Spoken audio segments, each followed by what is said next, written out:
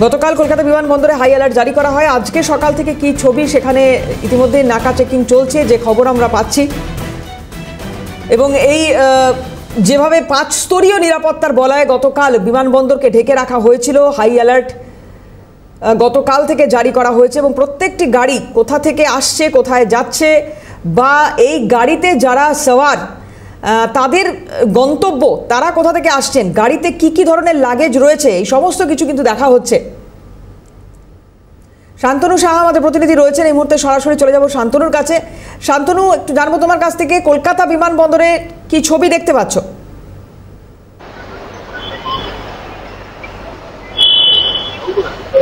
দেখো দেবারতী, তোমাকে জানিয়ে রাখি যে গতকাল যে দিল্লিতে বিস্ফোরণ, একেবারে সেই বিস্ফোরণের পরে কিন্তু কলকাতা বিমানবন্দরে কিন্তু হাই অ্যালার্ট জারি করা হয়েছিল।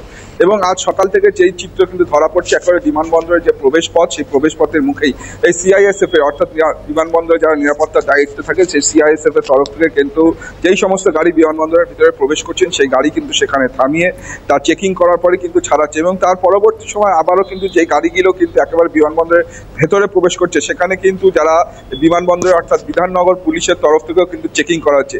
একেবারে বলা যায় কিন্তু চেকিংয়ে পুরো যারা আসছে বিমানবন্দরের যাত্রী সাধারণকে, তাদের কিন্তু একাধিক চেকিং পদ্ধতির মাধ্যম দিয়ে কিন্তু তাদের যেতে হচ্ছে। এবং শুধু তাই নয়, টহলদারিও কিন্তু করা হচ্ছে সিআইএসএফ এর তরফ থেকে, যেরকমভাবে টহলদারি করা হচ্ছে, পাশাপাশি কিন্তু পুলিশের তরফ থেকে, অর্থাৎ বিধাননগর পুলিশের তরফ থেকে এনএসসিবিআই থানা, যারা বিমানবন্দরে এখানকার কোনো আইনি জটিলতা হলে যারা দেখেন বিষয়গুলো, বা শুল্ক দপ্তরে কোনো যা কিছু হয় যা দেখেন, তারাও কিন্তু এখানে নিরাপত্তার ব্যবস্থা সুনিশ্চিত করার চেষ্টা করছে এবং বারবার করে তাদের তরফ থেকে কিন্তু চেকিং করা হচ্ছে। এবং কলকাতা বিমানবন্দরে যেই সময় আমরা এখন দাঁড়িয়ে রয়েছি, এখানে কিন্তু অনেক গাড়ি কিন্তু দাঁড়িয়ে থাকে। আজ কিন্তু সেই চিত্র নেই, যেহেতু যেই গাড়িগুলো আসছে তাদেরকে কিন্তু যাত্রীদের নামিয়েই কিন্তু সেই গাড়িগুলোকে কিন্তু বের করে দেওয়া হচ্ছে। এবং যাত্রীরা যখন প্রবেশ করছে, কলকাতা বিমানবন্দরে কোনো গাড়ি প্রবেশ করছে, সেই সময় গাড়িকে কিন্তু একাধিকবার তল্লাশি চালানো হচ্ছে, গাড়িতে কি রয়েছে, কে কোথায় যাচ্ছে, সেই সমস্ত যেরকমটা বলছিল দেবারতী, সেই সমস্ত বিষয় জানার চেষ্টা করা হচ্ছে। এবং পরবর্তী সময় বিমানবন্দরে প্রবেশ করার পর যে বিমানবন্দরের যে নিরাপত্তা থাকে, সিআইএসএফ এর বিভিন্ন নিরাপত্তা,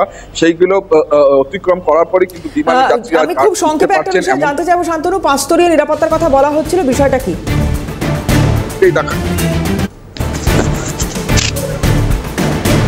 দেখো তোমাকে জানিয়ে রাখি, একেবারে যেটা কলকাতা বিমানবন্দরের প্রবেশের পথে আমরা অনেক সময় দেখি যে কোনো নিরাপত্তা থাকে না, সিআইএসএফ কর্মীরা সেখানে থাকলেও কোনো রকমভাবে গাড়ি চেকিংয়ের কোনো বিষয় থাকে না।